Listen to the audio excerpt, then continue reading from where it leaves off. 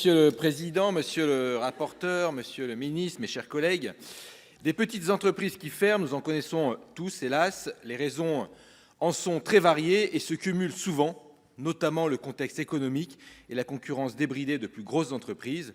Je regrette d'ailleurs que ces dernières bénéficient souvent d'un soutien plus important de la part des pouvoirs publics et des banques que nos PME ou artisans, alors que ceux-ci sont vitaux à l'équilibre de notre économie. A l'inverse, l'arrêt de certaines entreprises n'a parfois que trop tardé, celles-ci étant maintenues en vie artificiellement par des prêts. C'est le cas d'entreprises zombies qui peinent aujourd'hui à rembourser les prêts garantis par l'État de l'ère Covid. J'invite donc à nuancer le constat d'une explosion des faillites d'entreprises. Notre collègue Olivier Rietmann a néanmoins cherché à éviter les faillites de PME et de TI qui peuvent l'être. L'enjeu des retards de paiement est arrivé comme une évidence, tant ils mettent en difficulté des petites structures. En tant que chef d'entreprise, avec mon cabinet d'architecte, que maître d'œuvre et que maire, j'ai vu des dizaines d'entreprises tomber dans des situations très compliquées à cause de factures non réglées à temps. Je partage donc l'objectif de ce texte. Les mesures proposées par ce texte nous semblent pertinentes, du renforcement des sanctions du Code du commerce pour les entreprises privées à l'interdiction de la renonciation contractuelle aux pénalités de retard.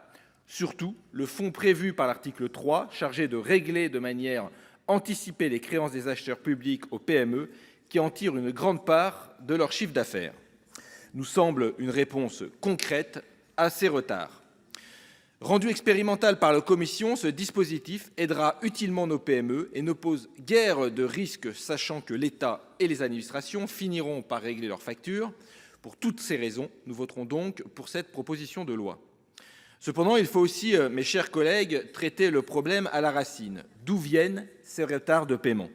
Dans le secteur public, c'est le milieu hospitalier qui est le plus mauvais élève, et pour cause, les moyens de l'hôpital public sont notoirement insuffisants et la tarification à l'acte a créé un monstre bureaucratique. Pour réduire ces délais, sortons du nouveau management public qui a transformé les hôpitaux en entreprises et votons des budgets à la hauteur des besoins. Oui, l'austérité est une des premières causes de l'allongement des délais de paiement. En 15 ans, plus de 2000 trésoreries ont été supprimées sur tout le territoire, au profit du tout numérique et au détriment des conditions de travail des agents. Tout cela rend bien plus difficile pour nos PME d'avoir un interlocuteur pouvant les aider à obtenir les montants qui leur sont dus. De même, le manque de moyens des communes, avec une DGF non indexée sur l'inflation et des transferts de compétences non compensés, pèsent sur leurs comptes et leur capacité à embaucher des comptables et des secrétaires de mairie.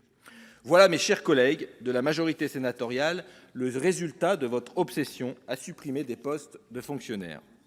Par ailleurs, tous les chefs d'entreprise le savent, le plus important, c'est la visibilité. Si votre niveau de commande et vos coûts changent constamment, impossible que votre entreprise fonctionne correctement. Ici encore, l'État ne montre pas l'exemple, avec des politiques publiques en stop and go qui déstabilisent les filières entières. Je pense notamment aux atermoiements sur notre politique énergétique qui ont mis en danger des dizaines de milliers d'emplois ou aux réformes incessantes de MaPrimeRénov' qui rendent fous nos artisans. Vous voulez aider nos entreprises, alors adoptons enfin une planification écologique avec des trajectoires claires et les financements qui vont avec. Enfin, puisqu'il est question des relations asymétriques entre l'État et les entreprises, parlons des aides publiques. La plupart sont conçues par et pour les grandes entreprises. Celles-ci bénéficient d'aides pour à peu près tout, une implantation ou un agrandissement, la recherche, la décarbonation, la préservation de l'emploi, tandis que nos PME et artisans sont beaucoup moins aidés. Le MEDEF, qui adore dénoncer l'assistanat, est bien silencieux sur cette différence de traitement.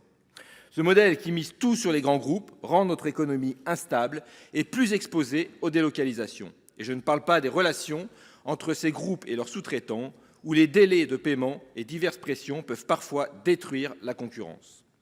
Ainsi, mes chers collègues, nous soutenons ce texte et ces mesures positives, mais en gardant à l'esprit les vraies raisons de ces retards de paiement et les réformes de fond à mettre en œuvre. Et oui, cela implique que l'État serve l'intérêt général et que non, il n'est pas une entreprise. Merci.